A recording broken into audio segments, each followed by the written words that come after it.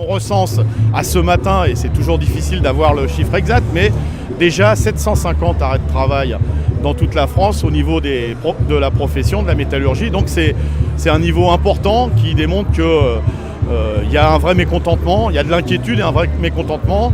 Il y a des débrayages autour de négociations salariales et je pense que dans la période assez essentielle, dans le cadre de la campagne du coût du capital qu'a lancé la Confédération, donc des camarades qui refusent de céder à la pression des salaires et qui revendiquent des augmentations. Pour les bas salaires aujourd'hui au niveau des stations-service, c'est pratiquement les SMIC. Si ça dépasse les SMIC, c'est à 10 € près. Donc nous ne pouvons pas dire que ça, ce sont des salaires, que c'est l'assistanat que nous vivons aujourd'hui dans des stations-service. On est venu nous demander une amélioration de la grille des salaires parce qu'on estime qu'actuellement la grille actuelle nous est pas convenable. On pense qu'il faudrait, pour qu'on ait une bonne situation, le SMIC à un minimum 1 700 € pour tous.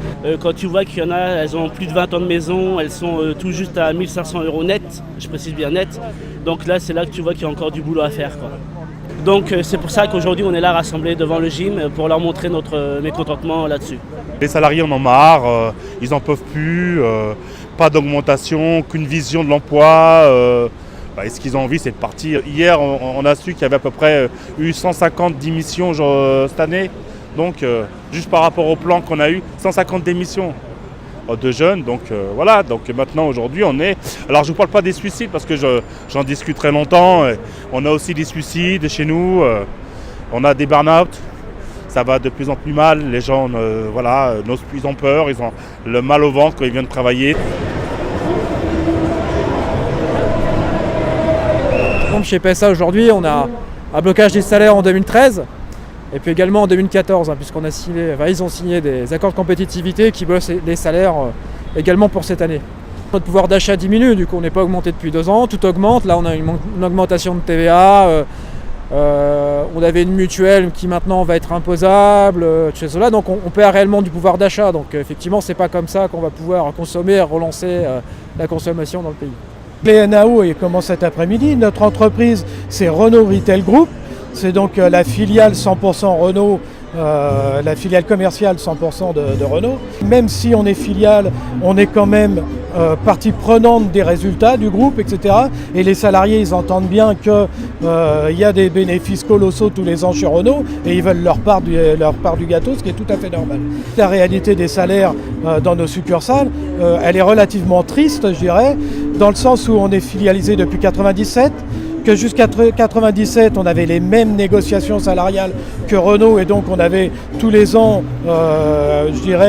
un maintien du pouvoir d'achat, même des fois un peu plus. Ça ne se faisait pas tout seul, bien sûr, il y avait des luttes déjà dans les entreprises.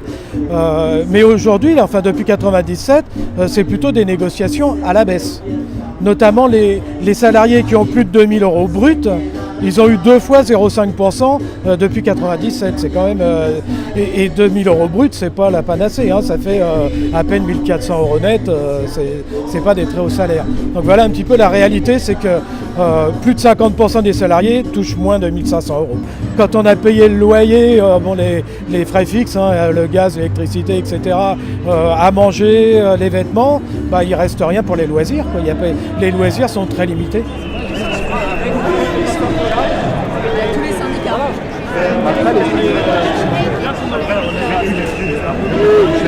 Alors que il y a un frémissement sur l'activité automobile, bien la direction de Renault, avant-hier sur les négociations salariales, dit nous, nos indicateurs, c'est pas les ventes de voitures, c'est la marge opérationnelle. Et donc les camarades disent il faut qu'on réponde aux besoins.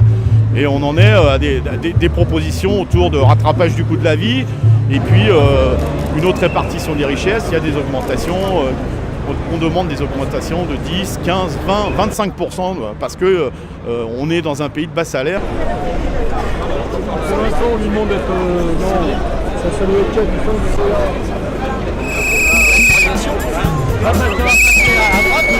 Parce que t'as du mal à définir la parité à partir de là.